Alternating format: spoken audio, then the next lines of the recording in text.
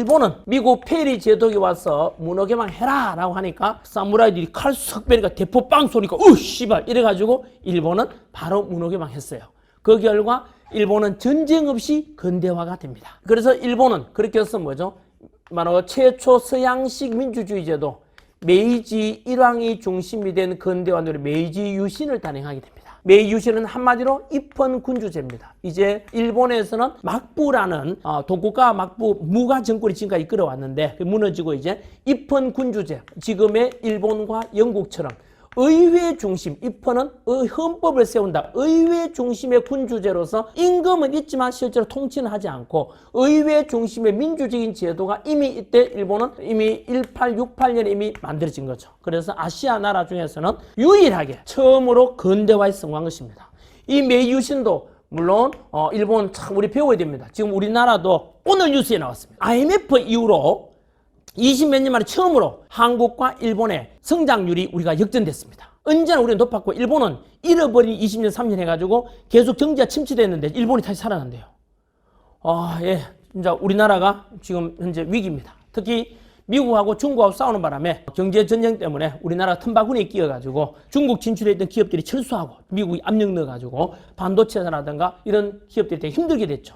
거기다가 우크라이나 러시아 전쟁 치는데 우크라이나에 가 있던 현대 LG가 다 철수했습니다. 왜? 우리가 러시아에 가 있던 우리가 우크라이나 지원해야 하게 되니까요. 그래서 참 이런 속에서 우리가 100년 전의 상황과 너무 비슷하게 돌아갑니다. 그래서 지금 정신 바짝 차려야 되거든요. 100년 전에 도산 안창호 선생이 평양 출신인데 10대 때 뭐라고 청일 전쟁을 경험하거든요. 청일 전쟁이 왜 일어났죠?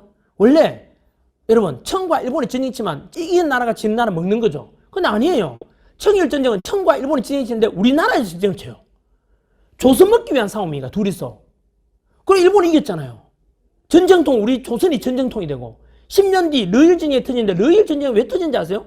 역시 조선 먹기 위해서 싸운 거예요. 일본이 이겼죠. 그리고 일본이 식민지가 되고 일본이 먹어버리잖아요. 지금 똑같은 현상이 벌어지거든요. 우리나라는 전 세계 10대 강국이야. 와, 씨발 300개국 중에서 10등이면 대단한 거잖아요. 그런데 문제는 이 10등 하고 있는 대한민국 근처에 4강대국이 우리나라 주변에 딱 있는 거예요. 하필이면 러시아, 중국, 일본, 미국이.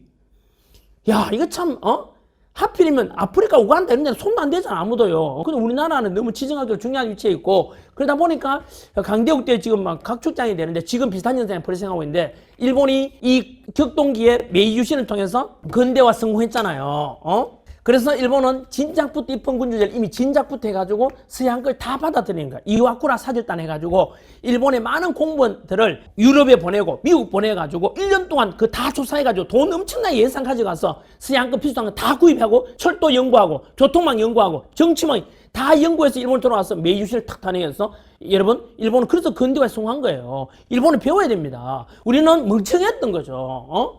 그래서 이거 정신 똑바로 차려 아니면 운명이 이렇게 결정되는 겁니다. 여러분도 지금 똑같습니다. 살면서 여러분 나이에서 안 중요한 해가 살면서 어디 있겠습니까? 다 소중하지만 때로는 자기 인생에서 진짜 일생일 때 정말로 중요한 터닝 포인트가 되는 해가 가끔 있는데 내 생각에 여러분들은 올해입니다.